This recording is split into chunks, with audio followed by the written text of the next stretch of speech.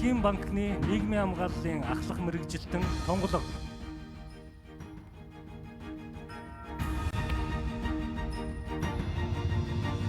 Хөдөлмөрийн үндэсний намын ерөнхий нарийн бичгийн дарга актуарч Ган Тулга.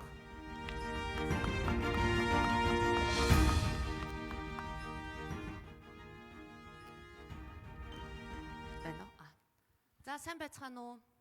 Амралтын өдрийн өглөөний мэнд хүргэе. Та бүгдээ идэвхтэй оролцож байгаад маш их баярлалаа. Тэгээд нас ахаар тэтгэврийн хилцүүлгийн модератор болдго юм байна. Урд нь ч айгүй чухал сангийн менежмент эднэр гэдэг сэдвэр модератор хийдэг байсан бол өнөөдөр ингээд тэтгэвэр дээр сууж байна. За энэ тоглоом байлаа. Тэгэхээр юу гэхээр өнөөдөр яг манай нийгэмд хамгийн халуун байгаа сэдвэр одоо хийх гэж байгаа энэ хилцүүлгийн модератороор ажиллах ийм хариуцлагатай үүргийг ногдуулсан одоо ард санхүүгийн нэгдлийн хамт олондоо баярлалаа. Тэгээд аль болохоор та бүгдэд өнөөдөр яг ямар асуудал үүсчээд байгаа, яаж өөрчлөх ёстой юм гэдэг талаар мэдээлэл хүргэе гэж бодож байна. За бүгдөө мэдж байгаа. Эх хонд нийгмийн даатгалын шимтгэл ажил олгогч ажилтан хоёроосоо дахиад 1% нэмэгдээд ингээ 26% болж байгаа. Өөрөөр хэлбэл 26% болно гэдэг маань юу гэхээр гар дээр ирэх орлого маань буурна гэсэн үг бидний. Тэгэхээр бид нэр гар дээр ирэх орлого маань буурна гэдэг маань юу гэхээр хамаг нийгмийн даатгалын шимтгэлээ төлсөний дараах бид нэр дараад муу гэж төлөх ёстой болдог, лизингээ төлөх ёстой болдог тийм ээ. Өдөр тутмынхаа амьдралыг залгуулах ёстой болдог. Тэгэхээр энэ хэмжээний орлого маань буурна гэсэн үг. Аж ахуйн нэгжүүдээс мөн дарамт ирнэ. Юу гэхээр хамгийн сүүлд нь гарсан нэг статистикийн тоо байна тийм ээ. 16 оноос хойш юу гэхээр нийгмийн даатгалын шимтгэлийн өртөө компаниудын тоо 56.9%-аар нэмэгдсэн байна. Үрийн хэмжээ нь хэд чинь 44.9%-аар нэмэгдсэн байна. Гэтэл бид нийгмийн даатгалын шимтгэлгээд ирээдүйн өөрийнхөө тэтгэвртийг төлж ийн гэж бодоод төлөөлөдөг тэтгэврийн сан маань өнөөдөр өнгөрсөн онд гэхэд 500 тэрбумын алдагдaltaй. Энэ жил бас бараг тэр хавцаа ингээ алдагдaltaй явж байгаа. Өөрөөр хэлбэл дахиад эн чинь юу гэхээр төсвөөс ингээд алдагдлын нөхөө явж байгаа. Тэгэхээр бид нийгмийн даатгалын шимтгэл гэж төлөө. Дээрээс нь юу гэхээр татвар төлөгчийн хувьд ингээд энийг төсвөөс ингээд санхуулж яваад байгаа ингээд давхар төлөөд байгаа ийм байдал үүсэж байгаа юм биш үү гэж байгаа. Тэгэхээр юу гэхээр гадаадд өнөөдөр бүгдөө мэддэг шүү дээ. Аялал жуулчдыг ингээд харахаар гадны тэтгэврт гарсан хөгжчүүд аялал жуулчлаар яваал идэг. Тэтгэврт гарахаар завтаа болдог, гоё аялаад эхэлдэг. Манай тэтгэврийн хөгжчүүд яадгүй гэхээр хөөрхийн минь эсвэл нөгөө ач 30 хараад гэртээ байдаг, эсвэл яадгүй гэхээр тэтгэврийн зээлэнд хамрагдчихдаг. Тэгээ бурхны оронд нь очихоор яг үргээ тэтгэврийн зээл нь ар гэрт нь өвлөгдөнө. Насаараа төлсөн тэтгэврийн шимтгэл нь яах вэ гэхээр байхгүй тийм ээ, улсад үлдчихэж байгаа. Нэг иймэрхүү эмгэнэлтэд дүр төрх бий болчиход байгаа юм болов уу гэж хараад байгаа. Тэгэхээр хилцүүлгээ эхлэхээс өмнө бүгдөө өнөөдөр бяцхан танилцуулгыг үздцгээе. Тийм мэдээлэл өгье.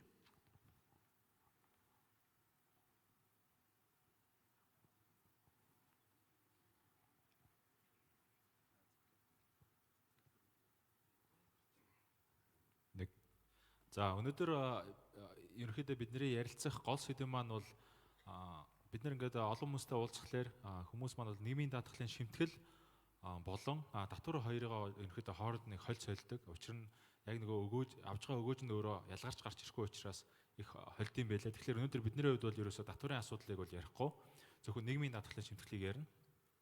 Тэгээд нийгмийн даатгал шимтгэл дотроо бол өөрөө 5 дэд сангаас бол бүрдэж байгаа.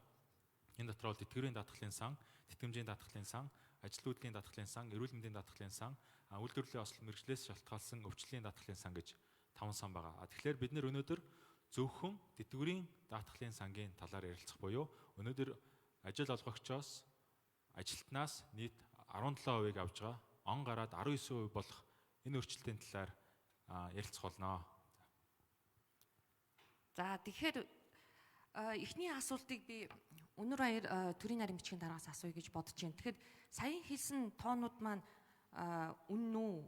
Ер нь өнөөдөр яагаад ингэж нэг тэтгэврийн энэ даатгалын сан маань юм алдагдaltaй ажиллах болсон юм нөхцөл байдал үүсчихв?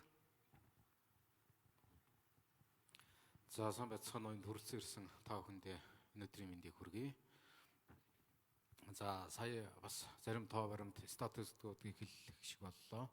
За дээр нь нэмээд би бас оролцогчдын одоо оролцоог хангахын тулд тоо баримт мэдээлэл тулгуурлаад одоо бас таны асуултанд хариулъя.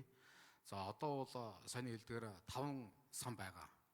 За хүмүүс бол нийгмийн даатгалын сан алдагдaltaй гэд бүхэлд нь буюу ерөнхийлж ирээд байгаа. За энэ 5 сан дундаа ганцхан тэтгэврийн даатгалын сан алдагдaltaй, бусад 4 сан ашигтай байгаа. За бусад 4 сангийн одоо үндсэндээ банкудад хадгаламж хэлбэрээр байршиж байгаа мөнгөнд дүн бол 1.5 их 80 төгрөг байгаа. За харин ганцхан тэтгэврийн даатгалын сан дээр яагаад ингэж алдагдал үүсвэ? Цаашид одоо энэ алдаглаас бид яаж гарах вэ? Хүн болгон ирээдүйд тэтгэр авахч болно. Хүн болгон бид нар бүгдөө ахмад болно. За хүн болгон нийгмийн даатгалын шимтгэл төлөгч. За тийм учраас энэ асуудал хүн болгоны оролцоо бас их чухал юм а гэж одоо манай яамны зүгээс үзэж байгаа. За ялангуяа тэтгэврийн даатгалын сан алдагдaltaй ажиллахад одоо бас хэд хэдэн хүчин зүйл нөлөөлсөн. За дэлхийн бусад улс орнууд ч гэсэн ялангуяа тэтгэврийн даатгалын сангууд, за нийгмийн даатгалын асуудал бол одоо бас нэлээд их асуудал болж байгаа.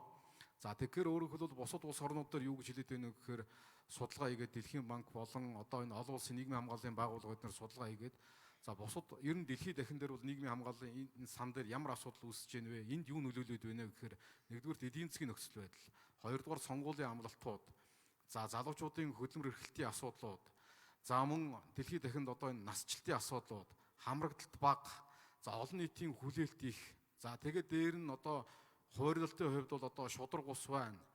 Тэгээд авж байгаа тэтгэвэр одоо өөрөөр хэлбэл ахмадуудын амьдралд хүрэлцэхгүй байна гэдэг энэ асуудал бол дэлхийн нийтийг хамарсан асуудал болж байна гэдэг ийм судалгааны дүн байгаа. За энэ саяны миний ярьсан асуудлуудын нэлээд нь одоо бас манай улсад байгаа гэдгийг та бүхэн одоо бас сайн мэдэж байгаа. За манай тэтгэврийн даатгалын сан алдагд ороход нөлөөлсөн одоо хэд хэдэн хүчин зүйл бий. За нэгдүгээрт нь бол ажилласан жил тэтгэврийн даатгалын шимтгэл нөхөн тооцох тухай хуулийг бол бид нэр бас хэрэгжүүлсэн. За энэ хууль хэрэгжиж эхэлснээр бол нэг 600 гаруй мянган иргэд бол одоо энэ хуульд хамрагдсан. За энэ 600 гаруй мянган иргэд хамрагдахдаа бол одоо тэтгэврийн шинжилэн тогтоох болон шимтгэлээ өөрчилсөн. За энэний хүрээнд бол одоо нийгмийн даатгалын тэтгэврийн даатгалын санд алдагдал бол нэг 707 орчим тэрбум төгрөгийн алдагдал бол одоо бид нар хүлээгээ явьж байгаа. Энээс зөвхөн 233 мянган хүн тэтгэврээ өөрчлөхөд цаана нь дахиад 370 хэдэн мянган хүн тэтгэврт гарахад энэ бол нэлээд хэмжээний алдагдал нөлөөлнө. За хоёрдугаарт бол эдийн засгийн ил тод байдлын тухай хууль гэж батлагдсан. За энэ эдийн засгийн ил тод байдлын тухай хуулийн хүрээнд бол одоо бас 16 мянган хүн урьд өмнө би цалингаа буруу мэдүүлж ийсэн одоо шинжилж мэдүүлье гэдэг хэлбэрээр одоо нийгмийн даатгалд бол одоо бас тэтгэврийнхээ хэмжээг өөрчлөлт тогтоолгосон. За энэ бол одоо бас тодорхой хэмжээний алдагдлалд хүрэхэд одоо бас нөлөөлж байгаа хүчин зүйл мөн. За 3 дугаарт нь бол одоо шимтгэлийн хувь хэмжээг бас буулгасан. За урьд өмнө 1995 онд манайх энэ тэтгэврийн даатгалын тогтцооны шинжилгээхдээ бол тэтгэврийн шимтгэл яг одоогийн хувь хэмжээгээр байсан. 19%. За 19% байжгаад 2007 онд хууль батлагдаад энийг 14% болгоод буулгаад явсан. За тэгээд энэс үүдэлтэй одоо бас алдагдлууд байгаа. За дээр нэмээд манад бас насны асуудал байгаа. За дэлхийн бусад улс орнуудын яг адилхан насжилт бол манай улсад явагдаж байгаа. Жилд бол Монгол хүний дундаж наслалт бол 3 сараар нэмэгдэж байгаа. За тэгэхээр 3 сараар нэмэгдэж байна гэдэг бол тэр хэмжээгээ жил болгон өөрөөр хэлбэл одоо тэтгэвэр авах хугацаа бол одоо банк нэмэгдэж байгаа гэдгийг бол одоо бас ойлгох ёстой. За тэгээд цаашдаа бол бид нар бол энэ ялангуяа энэ тэтгэврийн даатгалын сангаас бол энэ хөрөнгө оруулалтуудыг бол хийхийг бол одоо бас зогсоох ёстой гэсэн ийм одоо бодлогын чиглэл бариад сүүлийн 4 жилд бол одоо хөрөнгө оруулалтыг хийхийг бол одоо бид нар бол одоо үндсэндээ хориглоод явж байгаа. За тэрнээс гадна нийгмийн даатгалын алдагдал хүрэхэд бас нөлөөс нэг зүйл бол тогтолцооны шинжилтүүдийг бол бид нар одоо бас зөрөгтэй хийх нь бол цаашдаа бол одоо бас хэрэгтэй болох лоо гэж одоо бас бодож байна. За тийм байна. Тэгэхээр хариуцж байгаа яамны төлөөлөл маань хэлж ин тэ тогтолцооны шинжилгээг бас бид нэр яаралтай хийх ёстой гэдгийг. Тэгэхээр хүн намын нарийн бичгийн дарга ганцлагаас асуумаар байна. Энэ тогтолцоог яг өөрчлөх шаардлагатай юу? Өнөөдөр яг тоотоо баримттай зүйлүүд байна уу? За баярлалаа. За тэтгэврийн даатгал, нийгмийн даатгал тэр дотроо тэтгэврийн даатгал болохгүй байгаа гэдэг шалтгаан бол ойлгомжтой гэж үзэж байна. За би зүгээр дахиад нэмийг хэлье. Энд байгаа бүх хүмүүс мэдж байгаа. Ер нь нийт түмэн мэдж байгаа л да. Одоо зүгээр Монгол хүний дунджаараа үзэх юм бол дундаж цалин одоогийн байдлаар 160 орчим мянган төгрөгийн цалинтай байна Монгол хүн. Тэгтэл Монгол тэтгэврийн нас дундаж хэмжээ бол 350 орчим мянган төгрөгийн тэтгэвртэй байгаа юм. Тэгэхээр сая таны хэлдгээр сард 350 мянган төгрөг авчаад тэр хүн яаж амьдрах юм? Бүгдээрээ бодоод үзье л дээ. Аяг хоол ямар үнэтэй байгаа вэ? Хувцас ямар үнэтэй байгаа вэ, тийм ээ? Ялангуяа энэ хөгшчүүд нь ерөөсөө ёстой илгээрээ газар хөвтөж байгаа байхгүй юу? Энд одоо үнэхээр дөрөв хэлж байгаа илт одын хуулийг ашиглаад ч юм уу яг нэг юм овсгоотой хідэн хүн л гайгүй өндөр тэтгэвэр авч байгаа болохоос биш нийтээрээ бол монголчуудын бараг 80 орчим хувийн тэр тэтгэврийн доод хэмжээг авч байгаа шүү дээ. Тэг яагаад ингэж аваад байгаа? Энэ хүмүүс чинь баг шимтгэл төлсөн болохоор үгүй юм. Бид бүгдийн аав ээж нар цагтаа гайгүй амьдралтай байж байгаа тэтгэврт гараад ядуураад байгаа юм. Энэ бол хүнийхээ тэтгэвэр авахчийн талаас үзвэл ерөөсө болохгүй байгаа нь ердөө. Энэ дундаж наслтаар аваад утсан ч гэсэн манай энэ тэтгэврийн тогтолцоо чинь өвлөлдөггүй байхгүй юу? Дунд нь тэтгэврийн нас хүртлээр явж байгаад нас барахаар оршуулгын зардлыг өгөл явуулж байгаа ш. Тэрэн дээр ч бөө юм болж өгнө. Өвлөлдөггүй. Тэгэхээр анханаас нь ярих юм бол Монгол хүний дундаж нас хэд байгаа вэ? 70 дотор байгаа ш. Тэгтэл тэтгэврийн насыг одоо ингээд жил болгон 3 сараар Монгол дундаж нас уртсаж байгаа гэж нэмсээр байгаад энэ бол нэг сангаа жоохон алдагдал багтаа ажиллах гэж байгаа нэг арга нь юм л дээ. Нөгөө нэг арга нэг бол одоо бид бүгдийн энэ жил бөөн асуудал болоод байгаа энэ тэтгэврийн шимтгэлийн хэмжээг нэмээс байгаа. За энэ бол хүний юунаас харахад хүний одоо тэтгэвэр авч байгаа хүний нүдээр харахад сангийн талаас нь аваад үзэх юм бол эн чинь зөвхөн орлогоороо зардалгаа олоод явж байгаа энэ тогтолцоо маань сар жил болгоно 500 орчим тэрбумын алдагдaltaа явдаг. Энэ бол манай төсвийн орлогын 5 орчим хувийг эзэлж байна. Цаашдаа бол энэ бүр 15-20% болох. Энэ бол угаасаа явцгүй байхгүй.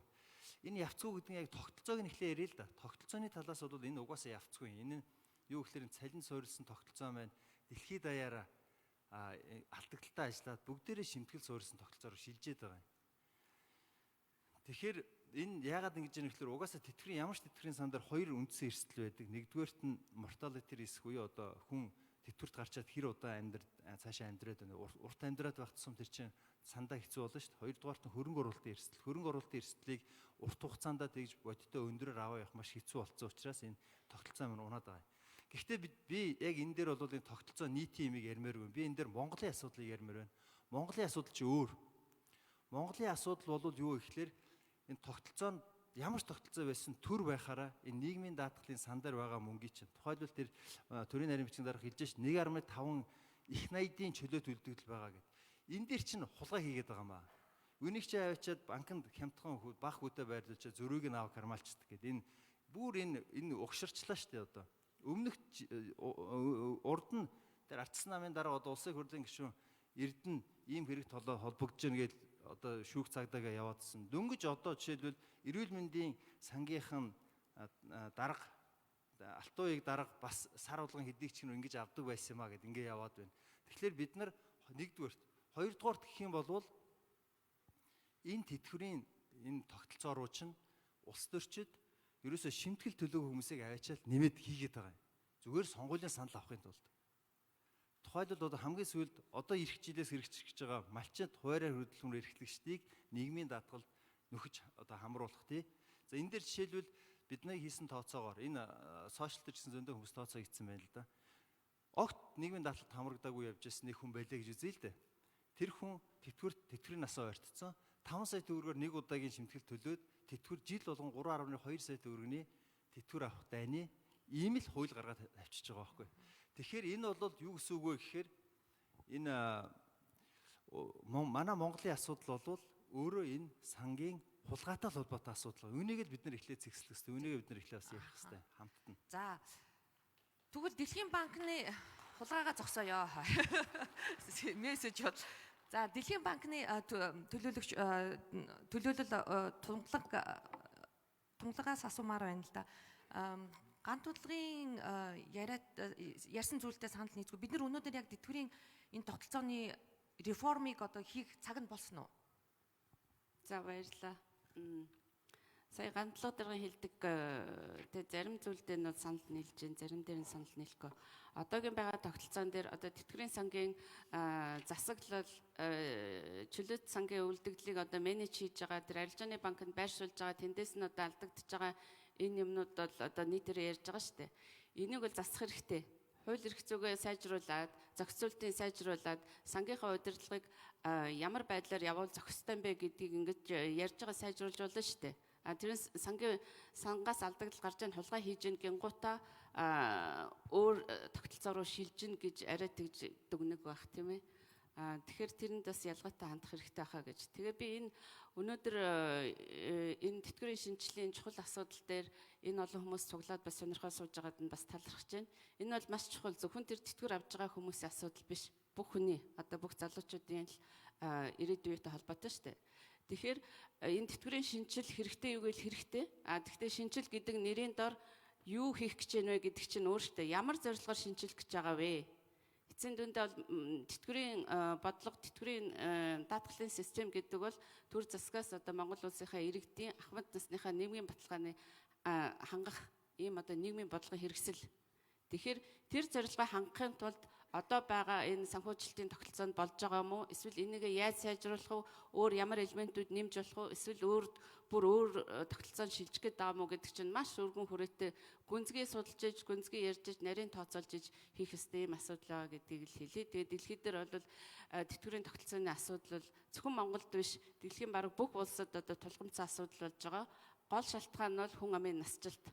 Угаасаа бүх улс оронд одоо хүмүүс урт наслах, эрүүл урт наслах ийм боломж нь илүү болж байгаа учраас тэтгэврийн тогтолцооных нь өртөг зардал нь бүх улсад ингээд нэмэгдээд тэгээд улс орнууд бол 1990-ад оны сүүлээс эхлүүлээд одоо өнөөдөр хүртэл ингээд тэтгэврийн тогтолцоогоо шинжилээд засаад одоо бүх оролдлого хийгээд явж байгаа.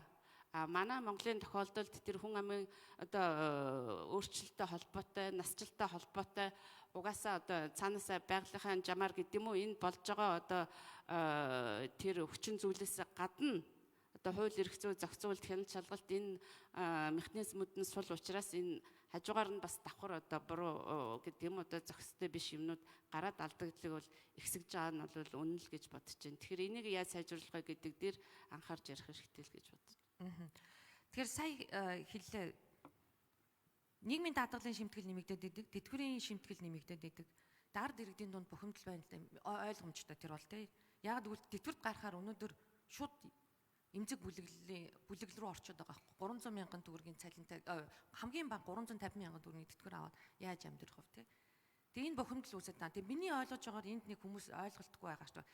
Даатгал жимшиг тий манай энэ тэтгэвэр чинь хуримтлал биш болчиход байгаа юм тийм үү. Тэгэхээр олон хүмүүс ярьж байна. За боли. Одоо яаж ийн вэхээр цалингаа багасгах чинь.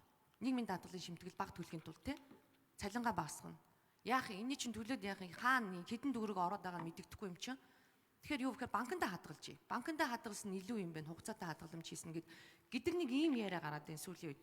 Тэгэхээр ард лайфын гандтулга захирлаас асуумаар байна. Ер нь яг ямар чиглэл рүү бид нэр өөрчлөлт хийх гээд байгаа юм?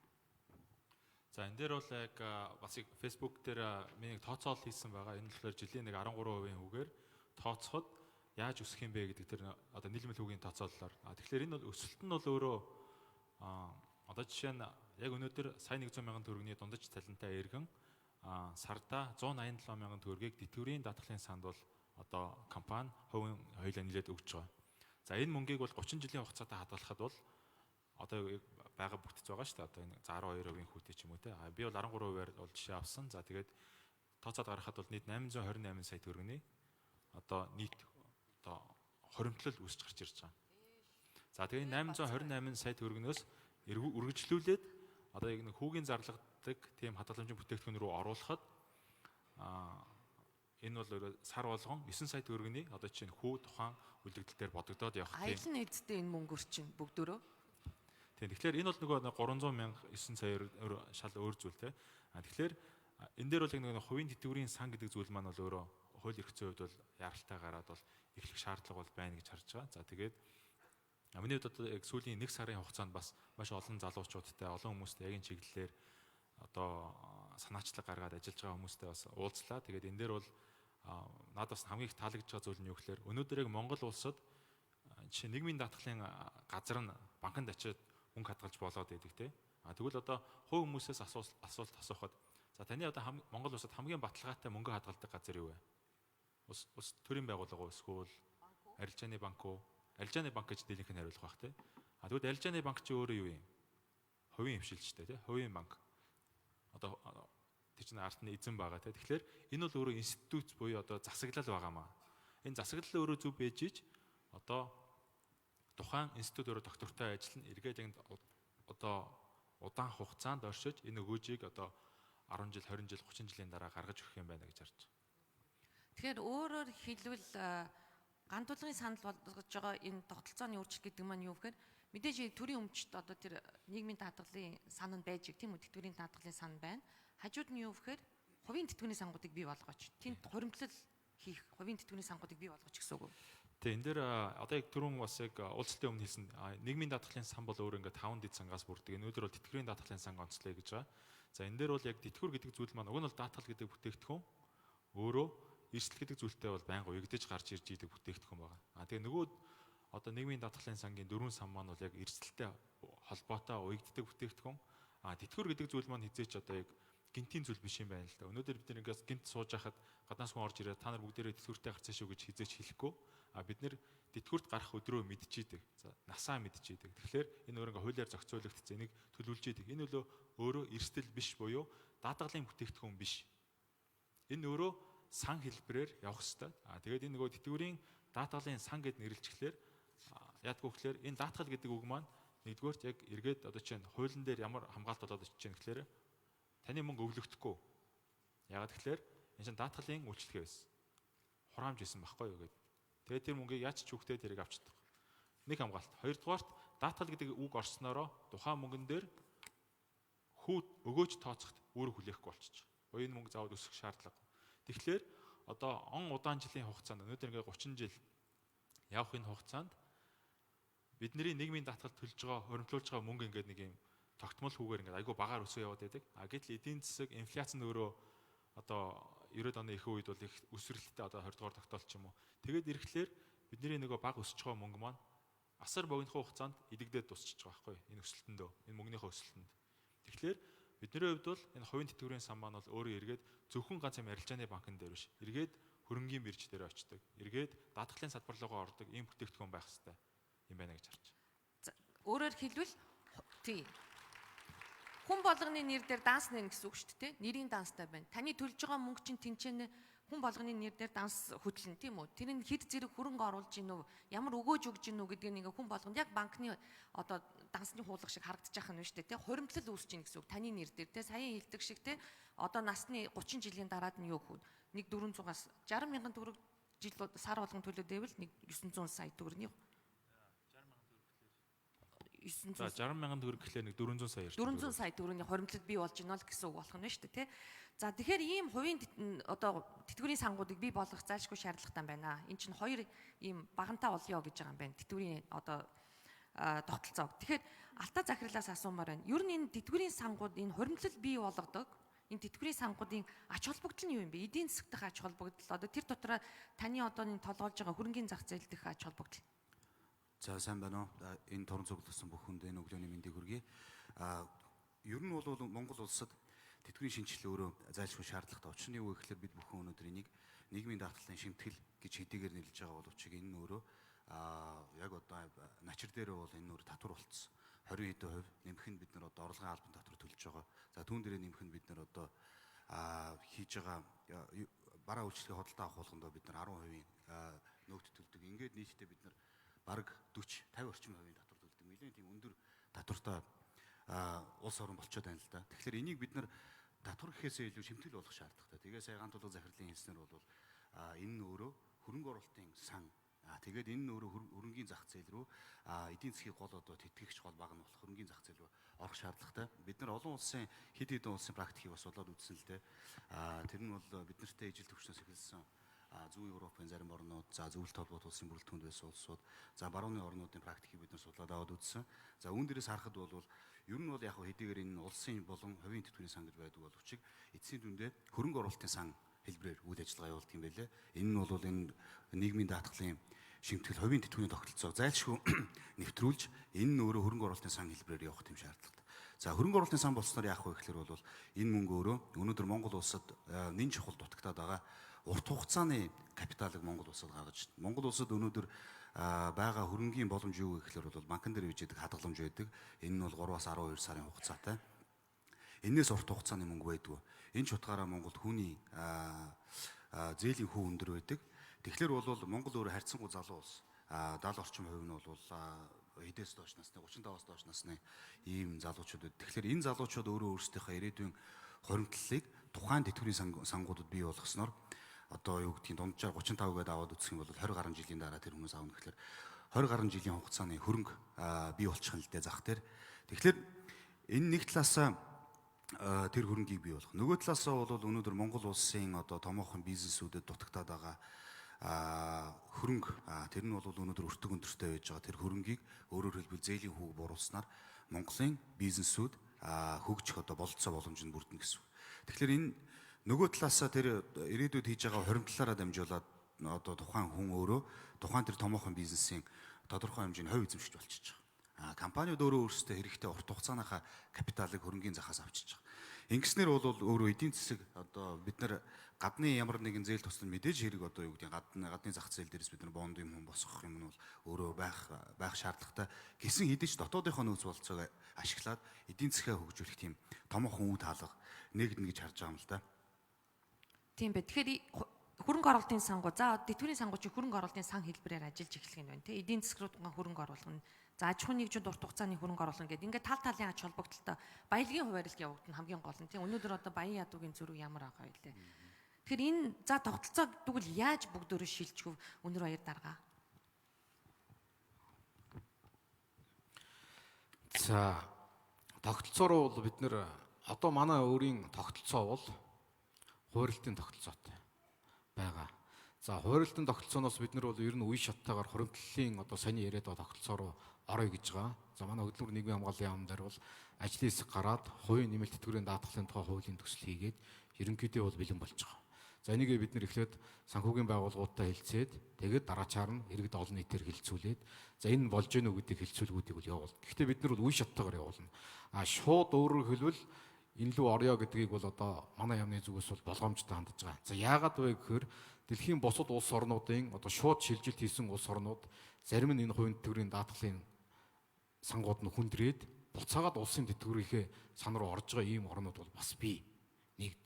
Хоёрдугаарт өөрөөр хэлбэл хувийн тэтгэврийн даатгалын тогтолцоо руу орохоор яадаг вэ гэхээр бодолтууд нь бол өөр болоод эхэлнэ. Одоо манайх маш энгийнээр бодоход сая төгрөгийн тэтгэвртэй хүн байлаа гэхэд 45% цалингийн 45 тэг ажилласан жилээс 1.5-аар нэмэгдээд явдаг бол хуваарлтын тогтолцоо бол яадаг вэ гэхээр та улсад хэдэн төгрөгийн шимтгэл төлсөмб тэрийг өөрөөр хэлбэл ирээдүйд дунджаар хэдэн жил наслах уу тэрэндээ хуваарлаад тэгээд хүүгийн орлого ингээд нэмэгдээд явхаар одоогийн бодож байгаагаас бага тэтгэвэр оногдно. Ийм магадaltaй шүү гэдгийг бол одоо бас онцолж илээ. За харин бид нар бол юу гэж хэлэх гээд байна вэ гэхээр энэ хувийн тэтгэврийн сангуудыг үе шаттайгаар бий болгоод за энэ нь хүмүүст өвлөгддөг байх хэвээр. Одоо өөрөөр хэлбэл иргэдийн зүгээс шударга ёсны хувьд нэг яриад байгаа зүйл бол миний аав ээж насаараа төлсөн нийгмийн даатгалын чимтгэл хаана байна вэ? Аав маань өөрөөр хэлбэл одоо тэтгэврт гараад 1 жил болоод нас орчлоо. Насаараа улсад төлсөн гэдэг ч юм уу. За энэ асуудлуудыг шийдэхин тулд за ялангуяа улсад тогтмол одоо ажил төрөл хийдэг хүмүүс энэ асуудлыг их тавьдаг учраас бид нэр энэ тэтгэвэр нь өөрөө өвлөгддөг ийм тогтолцоо руу бол одоо орох нь бол шударга ёсны хувьд бол зөвөө. Тэгээд дээр нь өөрөөр хэлбэл санхүүгийн зохицуулах хорооноос сая яриад за энэ хөрөнгө оруулалтын юуг ямар компанид хөрөнгө оруулж болох уу гэдгийг хуулиар угаасаа заах ёстой. Ийм сангуудад, ийм зэрэглийн ийм компаниудад хөрөнгө оруулж болно гэдгийг санхүүгийн зохицуулах хороо холбогдох хуулиудаар ингээд шийдвэрлээ явуул энэ бол одоо бас иргэдэд хэрэгтэй юм. Цаашдаа бол өөрөөр хэлбэл одоо тийм ээ бид нэр үе шаттайгаар гэдэг энэ бодлогыг бол одоо бас авч хэрэгжүүлнэ гэдгийг бол одоо бас онцолж хэлэх гэсэн.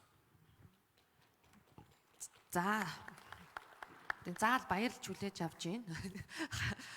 Яамны хэлсэн үгийг тэгэхээр тунгалгаагаас бас асуумаар байна те. Дэлхийн банк одоо бусад орны одоо энэ шилжилтийн талаар одоо хийсэн судалгаанууд зөндөө байдаг баг те. Бусад орн одоо юун дээр алдж исэн, юун дээр онж исэн гэд. Тэгэхээр манай Монголын нөхцөлд та одоо эрсдэл талаас нь ч гэдэг юм уу ер нь яаж шилжүүл зүгээр юм бол? За тэтгэврийн шинжилгээг хийсэн олон улсын туршлагаас харахад бол маш олон янзын үйл явдал болсон байгаа.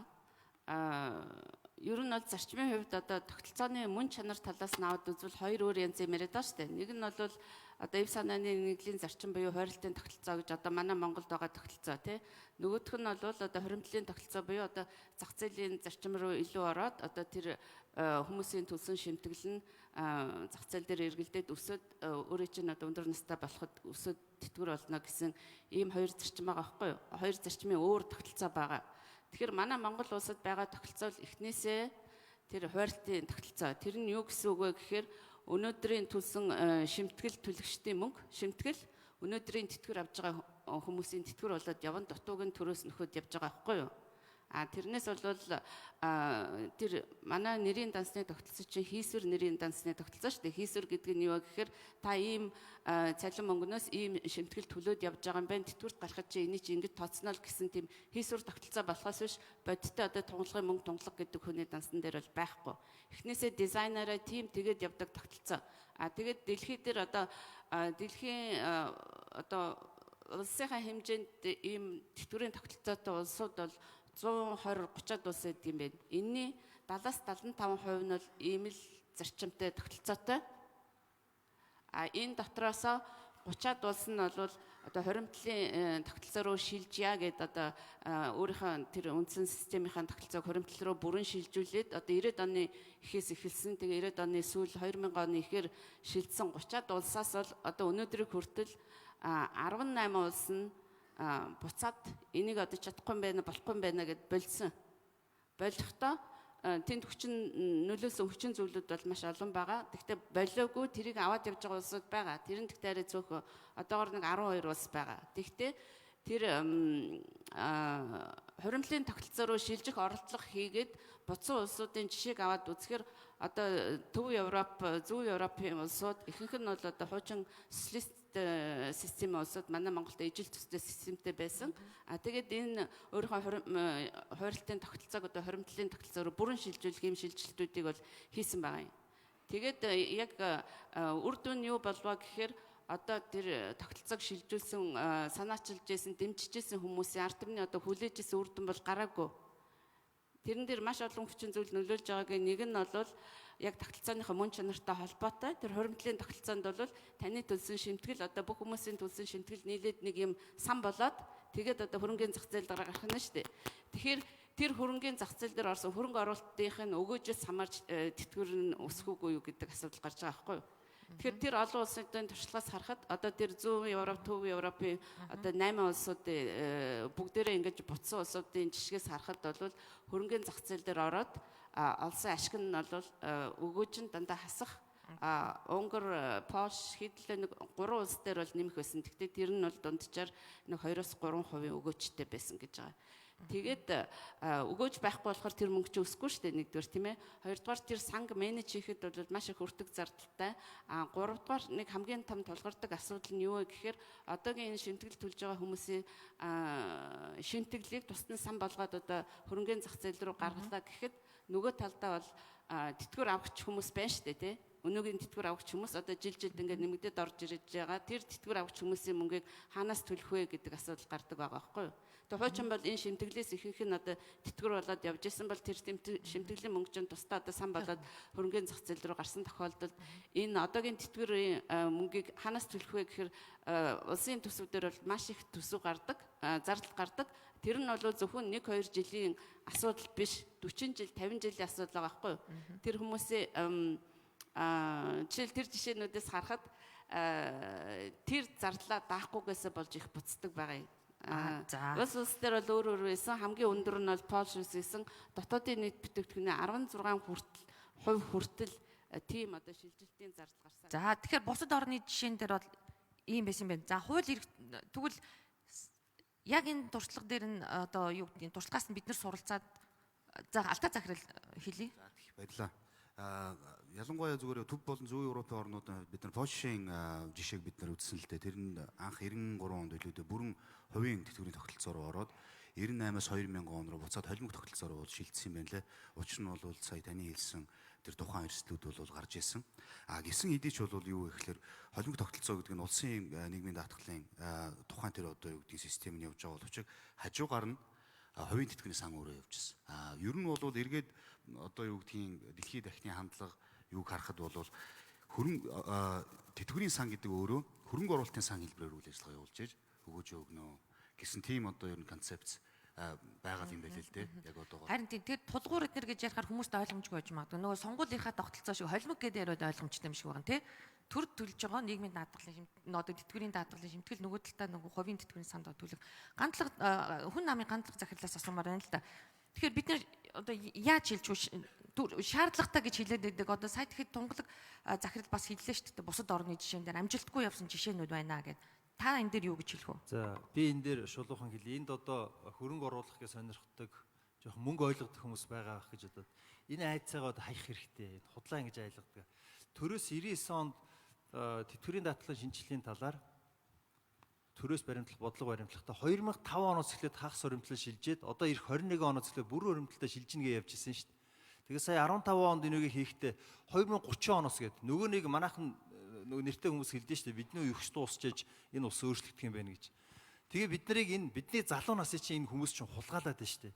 Дэлхийн банк одоо ийм яриа сууж байгаа нь надад бол үнэхээр харамсалтай байна. Юу гэхээр тэр хоримтлал руу тэр чинь бид нар биш үү? Нийгмийн даатгалыг хоримтлал руу шилжүүлчихэд дахиад төр тэрийг менеж гэж удирдна гэж ойлгоод байгаа байхгүй юу? Үгүй ээ. Тэгвэл төр удирдах явах юм бол одоо та бүгдийн санал болгож байгаа явах юм бол яг л тэгнэ. Үнэхээр алдагдaltaй болно. Энд чинь яах ёстой юм бэ гэхлээрээ одоо 19%-ийг төлж штэ тэтгэврийнхаа даатгалд. Эндээс хиттэй бол 5%-ийг л тэр улсын халамжтай тэр суур тэтгэвэр гэж яригадаад байгаа халамжтай нийлсэн тийшээгээ өгдөг.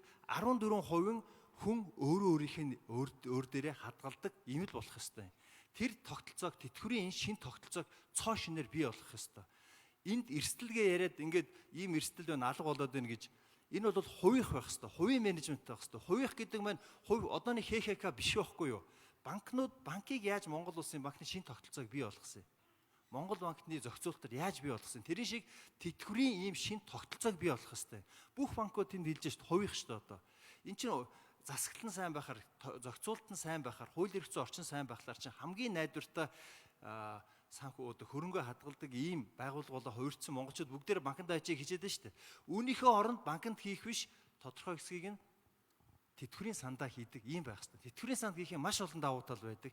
Нэгдүгürt одоо ингээд хувийн тэтгэврийн тогтолцоог ярихаар сайн дурах гэдэг байгаа байхгүй энэ. Азийн хөгжлийн банк шигдэж байгаа, дэлхийн банк шигдэж байгаа. Үгүй. Юу сайн дур 26%-ийг төлчөө тэр хулгайчуудаа яаж хадгалуулчаад бид нар өөрсдөө ирээдүгөө одоо сайн дураа дээр мөнгө төлнө биш. Энэ 19% дотор ч байгаа 19% дотроос тэр 14%-ийг нь албан ёсны журмаар тэтгэврийн тийм хувийн тэтгэврийн санд айж хийх хэрэгтэй. Төр оролцъё гэдэг бол бас яг төрийн банк гэдэг шиг төрийн бас нэг юм сангийн менежмент хийх гараад ирэлтэй. Хүмүүсээс сонголт өгөлдөө аль нь хүмүүс айчиж мөнгө хадгалуулахаар байна. Энэ бол дэлхий дээр явж байгаа ер нь энэ томоор нь ярих юм бол бид нар зөвхөн тэтгэврийн даатгалын тогтолцоо гэж жижиг юм яриад байна шүү дээ. Энэ одоо бид нэр яриад байгаа нийгмийн даатгалын тогтолцоо гэдэг чинь анх яг энэ орчин үеийн хэлбэрээр 1908 онд Их Британи улсад үүссэн. Тухайн үедээ 70-аас дээш насны 31.5 одоо паундны жилийн орлогоос бага орлоготой хүмүүсэд сар болгонд 50 цент өгч эхэлсэн. Одоо юуных чинь англих чинь үлээ цент биш, пенс 50 пенс өгч эхэлсэн энэ баггүй. Энэ явсаар байгаа сүүлдээ одоо 2016-7 оны байдлаар Их Британи улсад байгаа 5000 гаруй тэтгэврийн даатгалын тэр цалин суурилсан тогтолцооны чинь 6000 гаруйгаас 5000 гаруй алдагдaltaй болсон. Үнэхээр тийм эрсдэл байгаа. Ийм учраас шимтгэл суурилсан хоримтлал руу шилжээд байгаа байхгүй. Өөрөөр хэлбэл том утгаараа харах юм бол энэ зөвхөн нэг сангийн менежментийн асуудал яриад байгаа биш. Төр халамжийн төрөөс хөгжлийн төр рүү явж байгаа юм процесс явагдаад байгаа байхгүй. Яг энэ процессыг тэр том утгаар нь авч харж чадахгүй бол зүгээр өнөөгийн байгаа энэ нөхцөл байдал дээр нь үзээд авах юм бол энэ бүтэхгүй шүү дээ. Зүгээр би ганцхан юу хэлж идэх үү? Одоо ингэ шилжчихлээр одооны тэтгэврийн хүмүүсийг хэн төлөх юм гэдэг шүү дээ. Одоо энэ 19% дотроос 1%-ийг жишээлбэл хувийн тэтгэврлөө бид нар төрийн биш тийм ээ хувийнхаа тэтгэврлөө шилжүүлээ гэхэд цааталд нь за би бодоод үцхээр нэг 87 орчим тэрбум төгрөгийн зөрүү гарч ийн л да.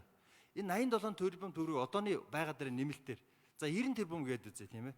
Тэгэхээр нөгөө талдаа амнат гэж ашигт малтмалын орлого бол нийтдээ 1.3 их найз цугларч байдаг. Үүний 972 тэрбум төгрөгийг нь ирээдүйн өвсөнд хадгалж байгаа. Томоор нь харж чадах юм бол эднэрийг ашиглахад 94 жилд юу юм бэ? Одоо нэг хуваар явъя гэж үдээ л дээ. Нэг хуваар шилжүүлсээр хагаад 14 жилийн дараа гэхэд шилжчихнэ шүү дээ. Тэгэхээр энийг бол хэрвээ цаг байгаад байх юм бол би нарийн ярьж болно. Бид нар энэ нарийн тайлбарлаж болно. Яг яаж шилжих гэдэг. Цаг алгаа.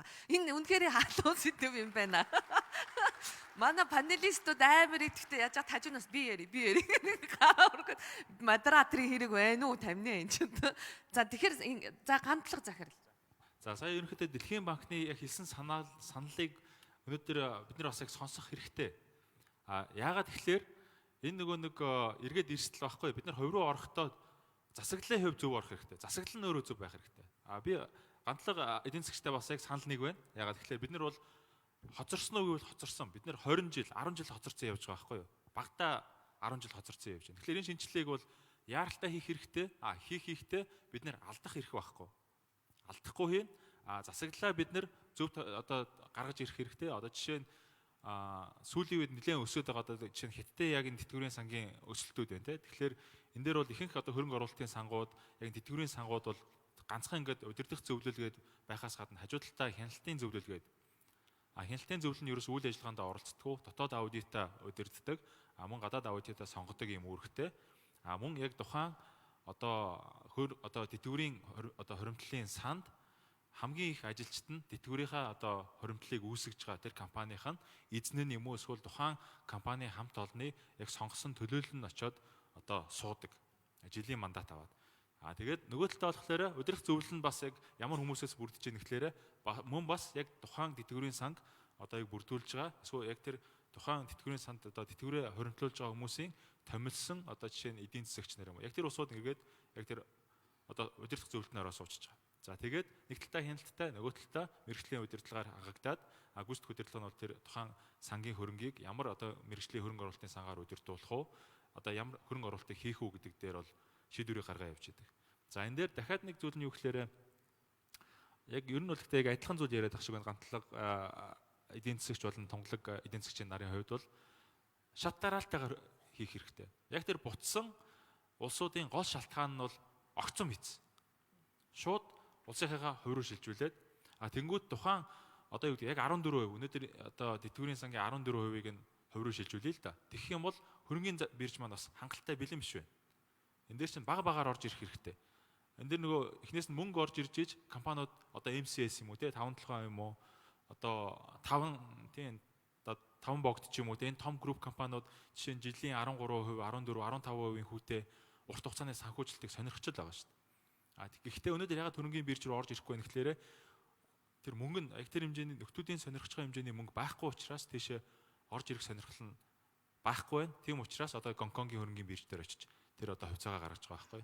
Тэгэхээр бид нар эхнээс нь багаар тэр хуулиа батлаад 2 жил, 4 жил, 6 жилийн хугацаанд 2%, 4%, 6%-аар ингэж шилжнэ гэдэг тэр хуулиа баталчих юм бол эргээд энэ дээр зөвхөн Монголын одоо энэ үндэсний компаниуд биш, бүр гаднаас компаниуд ирж манай хөрөнгөний бирж дээр хөрөнгөө босгодог.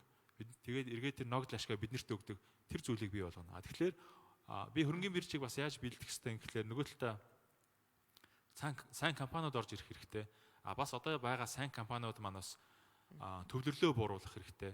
Одоо ихэнх компани нь бол 80-аас юм уу 90-с дээш хувийн төвлөрөлттэй хувьцаат компаниуд дээр эргээд яг энэ тэтгэврийн хоримтлалын санг үүсгэж байгаа компаниуд маань очиод за бид нэр танай компани дээр хөрөнгө оруулалтыг чинь эхнээс нь гадаад задгаа зах зээлээс чинь худалдаад авчих юм бол тэр чинь асар богинохон хугацаанд өсвөрлөлт хийж гарч ирээд тэрнээс хойш тогтмол уналт хийх байхгүй юу. Яг тэгэхээр нөхөж орж ирэх тэр нэг сан өөрөө тогтмол одоо өсөхгүй байхгүй учраас тэгэхээр тэрийг бол шат дараалтайгаар дээрээс нь эхнээс нь бас яг одоогийн үндсэн бас тэр хөрөнгө оруулагч байгаа тэр одоо компаниуд дээр хилцэл хийж төвлөрлийг бууруулж гад явах юм бол бас яг бидний хувьд яг энэ алдаануудыг гаргахгүйгээр тэгээд мөн яг зөв засгалтайгаар явах юм бол биднэрт бол асар их боломж байна гэж.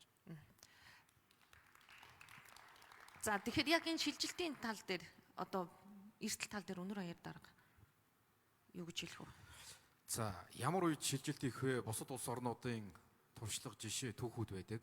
За энийг харахад бол хүн амзын хувьд таатай байх хэвээр. За эдийн засгийн хувьд таатай байх хэвээр. Хамгийн гол нь олон нийтийг зөв, үнэн бодиттой мэдээлэлээр сайн хангах хэвээр. Нийгмийн зөвшөлтсөлд хүрсэн байх хэвээр. За тэгээд дээр нь өөрөөр хэлбэл тэр хөрөнгө оруулалтын сангуудыг юунд хийх вэ гэдгийг дэд бүтц. Одоо энэ хөрөнгө оруулалтын одоо өөрөөр хэлбэл сая компаниудын хувьцаа гэдэг ч юм энэ бодлогууд нь тодорхой болсон байх хэвээр. За ийм тохиолдолд шилжилт хийсэн улс орнууд амжилттай болдгоо гэдэг ийм бодлогод бол байж байна. За та бүхэн утсан дээр нийгмийн даатгал гэдэг аппликейшн татаад суулгачаарай. За энэ нийгмийн даатгал гэдэг аппликейшн татаад суулгахаар та улсад хэдэн жил ажилласан, хэдэн сард хэдэн төгрөгийн одоо нийгмийн даатгалын шимтгэлд өгсөн бүх мэдээлүүд нь байгаад одоо таны нэрийн дансанд тэдэн төгрөг байна гэдэг мэдээлэл гараад ирж байгаа. Тэгэхээр өөрөөр хэлбэл одоо миний нэрийн дансанд яг ийм төгрөг байна. Би бол одоо тэдэн настай. Улсад дахиад тэдэн жил ажиллахад миний нэрийн данс одоо тэд болж өсөх магадaltaй. За энийг би хөрөнгө оруулалтын одоо тэдэн хувийг хөрөнгө оруулалтанд хэвэл ингэж өсөх магадaltaй гэдэг тооцоолуудыг та бүхэн маань сайн хийж гараа. За манай яамны зүгээс бол бас тодорхой хэмжээний үе шаттайгаар бол одоо бас шилжихийг бол одоо бас үгүйсэхгүй. За энэ бол өөрөөр хэлбэл цаашдаа ялангуяа энэ бусад улс орнуудын хувьд бол энэ хөрөнгө оруулалтын сангууд руу зөв зүйтэй, зөв бодлогоор үр дүнтэй шилжүүл энэ нийгмийн бодлого улс орны хөгжлийн бодлого болох бас магадaltaй. Тийм үндэслэлтэй тэгсэн улс орнууд сайн жишг түүхүүд байгаа. Тийм учраас өөрөөр хэлбэл энийг нийтээрээ ярилцаад за ямар арга хэлбэрээр яаж шилжих вэ? Одоо өөрөөр хэлбэл үе шаттайгаар гэдэг нь одоо өөрөөр хэлбэл төлөөд байгаа нийгмийн даатгалын шимтгэл дээрээ явах юм уу? Эсвэл тэн дээрээ нэмсэн хуваар явах юм уу? За ямар хувилбараар гэдгээ нийтээрээ ярилцж хэлцэж шийднэ. А түүнээс биш за шууд ийм хуваараа гэдэг ямиг бол манай яамны зүгээс бол бас тулгахгүй. Тийм учраас аль болохоор олон нийтийнхээ саналыг түшиглэж, тулгуурлаж энэ дээр явж шийдвэл одоо илүү их үр дүнтэй гэж бодож байна. За тунгалаг захирал Баярлалаа. Ер нь бол онлын хувьд тэр хуримтлалын тогтолцоог хөгжүүлэх ёстой үйл ёстой боломжтой. Тэгтээ одоо байгаа тогтолцоогоо барьж аваад ингээд хувирах чинь гэсэн үг шүү дээ. Тэгэхээр бид тэр шилжүүлэх гэдэг үгийг бол болгоомжтой яриасаа гэж бодож байна л да. Тэгэхээр одоо ингээд дэлхийн олон улс орнд тэтгэврийн шинжилгээ хийгээд одоо босон болоод болоогүй ингээд маш их туршлага хуримтлагдсан байна шүү дээ. Тэгэхээр олон улсын шинжээч нарын үзэж байгаагаар бол хуримтлалын тогтолцоог одоо 100% болж байна гэж үзэхэд бол хэцүү. Авах чинь байгаа, хаях чинь байгаа. Хуваарлтын тогтолцоо ч мөн тийм. Тэгэхээр ингэж хослуулж хөгжүүлвэл зохистой маа гэдэг ийм дүгнэлтэнд хүрээд одоо нэлээд улсууд бол тэр хосломл байдлаар хөгжүүлээд явж байна. Тэгээд амжилттай хөгжих юм бол угаасаа иргэн хүн өөрөө би энэ хувийн тэтгэврийн тогтолцоонд би шимтгэлээ өгөөд би энд илүү найдаж байна гэвэл тийшээгээ ингээд илүү хамрагдаад яваад эн чинь зах зээлийн зарчмаар явна шүү дээ. Тэгэхээр бол тэрийг хүчээр бол одоо ингэж шилжүүлнэ гэдэг ийм утга санаа арай яриаггүй баха. Тэгэхээр хувийн хвшлийн тэтгэврийн тогтолцоог шинээр хөгжүүлнэ гэдэг тийм үг томьёогоор бас ярих нь зүйтэй болов уу гэж бодож байна. Тэгэхээр тэр үе шаттай хөгжүүлнэ гэдэг дээр бол хамгийн эхлээд хууль эрх зүй зохицуултыг бий болгоно. Тэр хэдэн хувийн шимтгэл яах вэ гэдэг бол арай л эртдсэн яриа л гэж би бодож байгаа юм. За алдаа захиралд микрофоноо шилжүүлье. Тэгэхээр ярьж ин л хувь руу ингээд орох гэхээр мэдээж эрсдлүүд байгаа тийм үү? Хөрөнгөний зах зээлийн биелнэ үү? Одоо сангийн удирдлагууд биелнэ үү? Тэгэхээр сая ганцлага захирал бас хэллээ л дээ. Манай томоохон компанид яагаад дотоод хөрөнгөний зах зээл дээр ирдэг вэ гэхээр тэнцээ хөрөх чадвар буюу liquidity хөрөнгө байхгүй байна. Гэтэл бид нар бас тэр компаниуд зарим компаниудын төлөөлөлтөд ярихад бол мэдээж дотоодын хөрөнгөний зах зээл дээр ер нь хөрөнгөний зах зээл дээр гарах сонирхол нь байдаг. Учир нь юу вэ гэхээр өнөөдөр Монголд хөрөнгөний өртөг өөрөө өндөр байдаг. Араа хямд өртөг, урт хугацааны өртөгтэй тийм санхүүжилтийг бол бүх компаниуд төсдөг. Манай зарим компаниуд манай дотоодын зах зээлдээ том өртлөө гадаад руу гарах гэхлээр бас жижигдээд идэг талууд байдаг. Тэгэхээр бол сонирхол одоо юу гэдгийг ишүүр буюу хувьцаа гарах тал дээр бол тэр аппетит нь бол байдаг. Нөгөө талаас урт хугацааны тэр хөрөнгийг бид нар одоо юу гэдгийг даатгалын сангуудын хэлбэрээр бол гаргах шаардлагатай. Энэ дээр бол энэ цаашаа хөгжөөд бизнесүүд нь ч тэр одоо нөгөө талаас нь тэр шимтгэл төлөгчд нь одоо нийгмийн даатгалын шимтгэл төлөгчд тэр аль аль нь хожих тийм механизм өнөөдөр бүрэлдэх баялагын хуваарлтыг шинээр хийх тэр хийхэд бол маш чухал тийм механизм болно л доо энэ шинжилгээ өөрөө. Эрсдлийн хувьд тэгэхээр өнөөдөр байж байгаа нийгмийн даатгалын тогтолцоо маань өөрөө эрсдэлгүй одоо гэж хэлэхэд бас хэцүү шүү дээ тийм ээ. Жишээлбэл одоо яадаг вэ гэхээр бол сая нэгэн банк дампуурлаа тийм ээ. Тэн дээр бол тодорхой хэмжээний бидний ирээдүйн хоримтлал явж ирсэн. Энэ маань өөрөө бас ингээд одоо юу гэдэг эрсдэлд орж байна. Тэгэхээр эрсдэлгүй зүйл гэж бол байхгүй. Өнөөдрийн байж байгаа нийгмийн даатгалын тогтолцоогоор бол бидний ирээдүйн шимтгэлийг бол улс төрчид болон одоо юу гэдэг төрийн байгууллага менеж хийж байгаа бол хувийн даатгалын тогтолцоон шилжснээр яах вэ гэхээр бол Мэдээ зохицуулалттай этгээдүүд энэ дээр менежмент юм. Зохицуулалт гэдэг нь өөрөө юу вэ гэхээр бол санхүүгийн зохицуулахаар Монгол банкны зохицуулалтанд ор эрх бүхий батламжлан одоо магадлан итгэмжлэгдсэн тийм этгээдүүд зохицуулт хийж байгаа учраас мэдээж хэрэг бол эрсдэл байна. Гэхдээ өнөөгийн байгаа тогтолцооноос бол арай эрсдэл нь бол бага гэж бодож байна. Өөрөөр хэлбэл мэрэгжлийн хүмүүс удирдна гэсэн үг тийм үү? Улс Мэргэжлийн төрчид биш, сангийн менежерүүд мэрэгжлийн удирдна, тий. хүмүүс удирдна те. Тусгай зөвшөөрөлтөй нөгөө мэрэгжлийн үнэмлэхтэй хүмүүс. Licensed. Тий. За юу яа бүгдөө догч байна. 10 минут үлдсэн байна. Заалнаас асуулт авч болно. 5 минут. Заалнаас асуулт асуумаар байна. За ган зөрөг. Микрофоноо явуулаарай.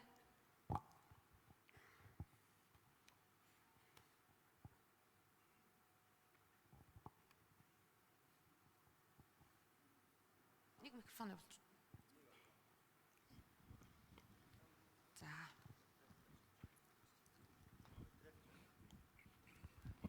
Нэг. За баярлалаа. Тэгэд эхний асуулт байгаа юм. Тэр нь болохоор би хүн болгоноос нэг асуулт асууж санагдаад байгаа. Эхнийх нь олонгууд Б гандлага захирлаас асуух юм. Одоо ингээд бид нар defined одоо contribution руу шилжээд хувь хүн дээр эрсдэл хүрээ дээр найдаа тодорхой хэмжээ. Тэгэхэд иргэдэд мэн тодорхой эрсдэл өгөөжийн тухай ойлголт мэн бүрэн суулсан болов те. Энэ нэг тодорхой асуулт надад байгаад байгаа байхгүй юу? Хүмүүс эргээд нөө тэрийг ойлгоогүй байжгаад эрсдэл учирчдаг. Тэгээ бүгдээрээ баахан бослог гаргадаг, асуудал үүсгдэг те. Тэгэхээр энд иргэд мэн хэр бэлэн байгаа вэ ихний асуулт байгаа. За хоёр дахь асуулт нь болохоор өнөр баяр даргаас асуух юм. Тэр нь болохоор танаа дээр нэг хуулийн төсөл явж байгаа шүү дээ. Тэр хуулийн төслийн драфтыг харахаар сайн дур ингэж явж илээ. Тэгэхээр өнөөдөр 26% нийгмийн даатгалын шимтгэл төлж байгаа ард түмэн эргээд сайн дураараа өөрсдөө тэтгэвэр үүсгэх юм боломж байх болов уу? Эсвэл одоо энийг нэг заавал байлгах юм боломж яах юм бол гэдэг талаас асуулт байгаа юм. За гурав дахь нь болохоор алтаа захирлаас. За алтаа захирлаас болохоор илүү биржтэй холбоотой. Эргээд жил болгон 100 тэрбум төгрөгөөс тэтгэврийн сангаас ороод ирэхээр за тэр мөнгийг хөрөнгөний зах шингээж чадах уу гэдэг ихний асуулт. За дээрэс нь хөрөнгө оруулалтын сангууд бий болно тийм ээ. Тэтгэврийн сангууд бий болчоор тэр тэтгэврийн сангууд чинь liquid asset өөртөө байхаас өөр замгүй болно. За гэтэл Монгол тарахаар нэг бол cash барьдаг, нэг бол банкнд хийдэг. За нөгөө төв банкныхаа үн цаасыг болохоор зөвхөн банк нь хөдөлж авдаг тийм байгаа. Тэгэхээр засгийн газрын үн цаас чинь зөвхөн алдагдлаа нөх зөрөлтэй хаяа нэг гардаг. Энийг ер нь яаж шийдэх юм болоо те. Тэр портфолиог яаж ер нь бүрдүүлэх хэрэгтэй юм бол. За дараа нь тунгалаг мэрэгчлэтнээс асуух асуулт байгаа юм. Би 2012 оны дэлхийн банкны судалгаа харж ирсэн. Тэгэхэд бол 3 дахь тогтолцоог бол дэмжиж ийсэн мөртлөө цаг нь болоогүй гэж хэлсэн. Сая дахиад бас цаг нь болоогүй гэсэн юм ярьж байна. Тэгээ цаг нь ер нь хизээ ирэх юм бол гэдэг асуулт байгаа юм. За 3 дахь асуулт нь Д гандлага захирлаас бас нэг асуулт байгаа. Тэрний юм гэхээр ганц асуулт. Аав штэ. Бүгдээрээ yes нүгээр хариулаа явчих баг болчих юм чи. За тэгээд хамгийн сүүлийнх нь болохоор юм байгаа. Тэтгэврийн сан бид нар хувьд үүсгэчихээр дампуурах эрсдэл угаасаа байгаа. Тэгэхээр тэр чинь бид нар contingency plan гэдэг юм гарч ирэх хэрэгтэй болно да. Буюу хэрвээ дампууруул яах вэ гэдэг сценари байгаа байхгүй юу? Тэр тухай таваас өөрийнхөө бодлоо хэлээч гэх гэдэг. Маш зөв асуултууд асуулаа те. За эхнээсээ. За өнөөдөр одоо чинь банкны салбар дээр бол төрөөс 20 сая төгрөг хүртэлх одоо хадгаламжийг хамгаалсан одоо жишээ нь даатгалын бүтээгдэхүүн гаргацсан байгаа тийм. Тэгэхээр яг чинь энэ чинь тэтгэвэр гэдэг зүйл чинь тэр хадгаламжаас илүү үнцэнтэй зүйл байхгүй. Тэгэхээр энэ дээр ч гэсэн төрөөс давхар хадгаламжийн одоо даатгалын бүтээгдэхүүн гаргах боломжтой. Мөн тухайн сан би түрүү нэг засаглал хэлсэн. Засаглал дээрээ ч гэсэн давхар хадгуулах тэр зарчмуудыг бол оруулах боломжтой. Тэгээд эхнээсээ яг тэр нөгөө хэлээд байгаа зүйл нь одоо чинь ягаад олон өнцгөөс яриад байна гэхлээрэ яг тэр нөгөө иргэд өөртөө бас тэрийг ойлгох хэрэгтэй. Яг хувь дээр ирж байгаа тэр өгөөж нь өндөрч гисэн иргэд бас эрсдэл байгаа. Тэрийг хаа хамаагүй хүн дээр аваачаад тэтгэврээ аваачаад хадгалуулаа гэсэн бити хадгалуулаарай л гэсэн үг. За манай яамдаар хуулийн төсөл явж байгаа. Ажлын хэсэг гараад ажиллаж байгаа. За хуулийн төслийн хэд хэдэн хувилрууд бас байгаад байгаа. Хувилруудаа бид нар бол тун удахгүй олон нийтэд бас танилцуулна. Тэр үедээ энэ дэмжихгүй, энэ болохгүй гэсэн хувилруудыг бол бид нар бол мэдээж татаад явчихна. Тэгэд хамгийн их дэмжлэг авсан хувилбар дээр бол бас ажиллана. За би түрүү нэг зүйлийг бас онцолж ирсэн. Хэрвээ ийм тогтолцооны бага хэмжээний шинжилгэлүүд хийх гэж байгаа бол заавалчгүй олон нийтийг үнэн зөв бодиттой мэдээлэлээр хангасан байх хэрэгтэй. За ингэж чадвал энэ шилжилт амжилттай болно. Өөрөөр хэлбэл энэ хувийн тэтгэврийн юу давуу тал юу юм, сул талууд нь юу юм? Эний менежмент нь улсынх байх хэрэгтэй юм уу? Эсвэл улсынхан менежмент хийх юм, эсвэл хувийнхан хийх юм уу гэдэг ч юм уу? Нийгэмтэйгээ зөвшөлдсөх маш олон асуудлууд байгаа. За удахгүй манай яам энэ хуулийн хэлцүүлгүүдийг хийж эхэлнэ. Тэгэхээр та бүхнийг бас идэвхтэй оролцоорой гэж хүсэж байна. Хөрөнгөний зах зээл 100 тэрбум төгрөгийг шингээх бүрэн боломжтой. Өнөөдөр банкнуудаас зээлийн санхүүжилт авж байгаа хэмжээг харахад бол жилдээ хэдэн их 80 төгрөгөөр ярьж байгаа учраас энэ дотор бол хувьцаа гаргах замаар хөрөнгө татан төвлөрүүлэх сонирхолтой компани нэгжүүд бол зөндөө байж байгаа. Түнчлэн өнөөдрийн хөрөнгөний зах зээлийн өнөөдрийн манай байгаа зах зээлийн үнэлгээ өөрөө 2.4 их 80 төгрөг. Түрүүн энэ хувьцааны төвлөрлийн асуудал ярьж байсан. Зах зээл дээр өнөөдөр liquidity байхгүй учраас компаниуд төвлөрсөн хэвээр байгаад байна. Гэтэл зах зээл дээр урт хугацааны хөрөнгө байх юм бол өнөөдөр энэ манай blue chips бол ахаад төвлөрлөө бууруулах боломжтой. Тэгэхээр 100 тэрбум гэдэг бол хангалттай манай зах зээл шингээх хэмжээний хөрөнгө. За хуримтлалын тогтолцоо руу шилжих нөхцөл бүрдэгөө гэж хэлсэн гэж байгаа. Тэгэхээр та нар надад хэлдэггүй мэдчихэж байгаа шүү дээ. Бүрдсэн юм уу бүрдэггүй юу гэвэл би одоо бодоход бүрдэггүй гэдэг дээр санаа нийлэх байхаа л гэж бодож байна. Өнөөдөр манай хууль эрх зүйн орчим ямар байгаа вэ те? Сангийн менежмент засаглалаа зохицуулж байгаа зохицуулт нь ямар байгаа вэ? Тэгэхээр би одоо энийг юу гэж хэлээд байна гэхээр болохгүй гэсэн үг биш. Одоо тэр эрх зүйн орчин зохицуултаа бий болгох тал дээр одоо ажиллаж эхлэх хэрэгтэй. Хамгийн ихэнд тэрийгэ бүрдүүлжээ цаашаа тэр хүмүүсийн шимтгэл рүү орохгүй бол юу юуг шимтгэлээс эхэлж болохгүй байхгүй юу? Тэрийг л хэлж байгаа. Тэрнээс бол одоо онлын хувьд бол тэр ерөөсөө болохгүй юм байхгүй. Тэгээ хэдэн жилийн өмнөхтэй харьцуулахад хувийн тэтгэврийн тогтолцооны одоо хуулиа санаачлаад ингээд явж байгаа. Тэгвэл тэр нь одоо хаана сангийн ам дээр байгаа мó санхүүгийн зохицуулах орон дээр байгаа мó ямар ч гэсэн энэ хуулийн сураг гараад бол 3-4 жил би одоо сонссон. Тэгэхээр тэр хууль гараад өшөө цаана ямар нэмэлт зохицуултууд хэрэгтэй байна. Энэ юмнууд ингэж үе шаттай явж иж энэ хуримтлалын тогтолцоо хуримтлалын одоо зарчим дээр суурилсан тэтгэврийн тогтолцооны одоо нэг хэсгийг шинээр хөгжүүлнэ л гэсэн ийм зарчим юм яриад байна л да. Тэрнээс бол энэ бол огт болохгүй нөхцөл хизээ бүрдэх вэ гэд хүлээгээд байвал хизээч бүрдэхгүй те. Тийм учраас залуучууд санал гаргаад энэ асуудлыг ингээд олон түмний анхаарлын дунд авчирж байгаа юм сайн. Тэгтээ одоо энийг ингээд тэр нөхцөлөө бүрдүүлэхийн төлөө одоо холбогдох байгууллагууд нь ажиллах хэрэгтэй л байна.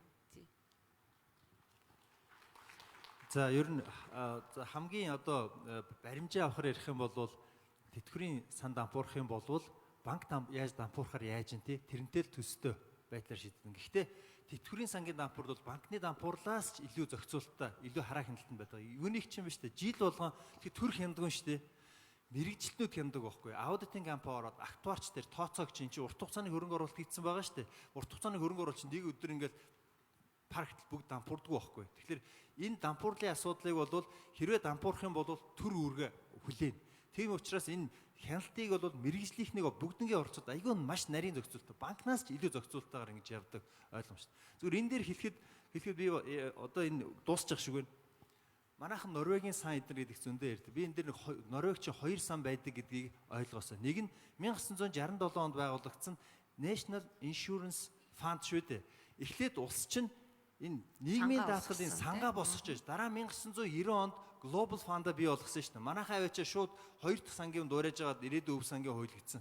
Төрүүлээд алхацсан байхгүй юу? Одоо зүгээр бодит байдал дээр ирээд энэ уул уурхаагаас олж байгаа орлогоо ашиглаад энэ тэтгэврийн нийгмийн даатгал яг тэр дотороо тэтгэврийнхээ даатгалын санг одоо зөв болгож авах, хоримтлол болгож авах, тэгээ хөгжил болох ийм боломж байгаа.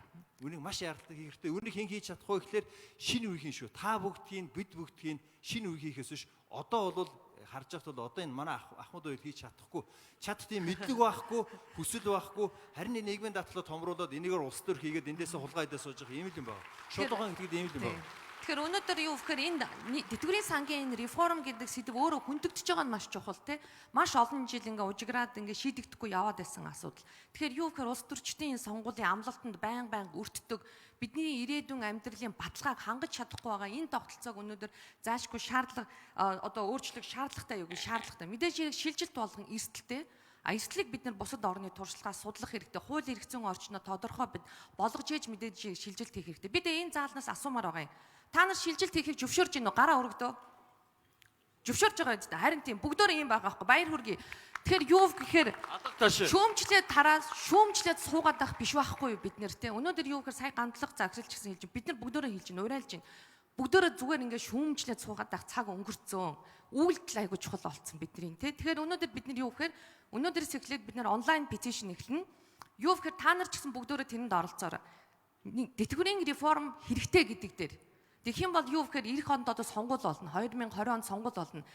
Энэ тэтгэврийн өөрчлөлтийг намын мөрийн хөтөлбөрт орсон намуудад бүгдөө саналаа өгье. Бид нэр өөрөө өөрсдийнхөө төлөө саналаа өгөх. Одоо өөрөө өөрсдийнхөө амьдралыг өөрчлөхийн төлөө бас идэвхтэй оролцоороо залуучууд та бүгдийг уриалж байна. Манай онлайн петишнд бас оролцоороо анхаарал тавьсанд баярлалаа. Баярлалаа. За мэдээж хэрэг хамгийн халуун сэдв, хамгийн сонирхолтой сэдв. Тэгээд цаг бол цөмөрөө жоохон хоцорцоо явж байгаа 30 минут. Тэгэхээр дараагийн хэлэлцүүлэг бол энэ хууль эрх зүйн болон зохицуулалтын өөрчлөлт ба түүний нөлөөлөл гэдэг юм хэлэлцүүлэг энэ явах нь манайхан зарлана. Гэхдээ өнөөдөр бол энэ доор бас нэг давхар хэлэлцүүлэг яваад байгаа. Сая цогтбаатар ярьж байсан. Сайд ярьж байсан. Одоо болохоор Midday CEO гэдэг номер 2 нь эхэлж байгаа. Тэрэн дээр болохоор Монголын үндэсний радио телевизийн захирал, эмэгтэй лидер, нэн жамцтай их уулзалт байгаа. Нийт оролцсон хүмүүстээ баярлалаа. Нэг зүйлийг сануулъя. Энд чи IN Investor Nation 20 гэдэг апп байгаа шүү. Энэ аппаар асуултуудыг аван дахиж заалаар микрофон явахгүй. Энэ хилцүүлэх асуудал дээр нь дараад асуулт асуух уу гэдээ ингээд гараад ирнэ. Тэгээд хөтлөгч нар бол цагаа бариад явна. Тэгээд бүгдээрэнд баярлалаа. Амжилт хүсье. За манай панелистуудад бүгдөө алга ташлалтаар мэдлэгээ дэвшүүлье. Баярлалаа.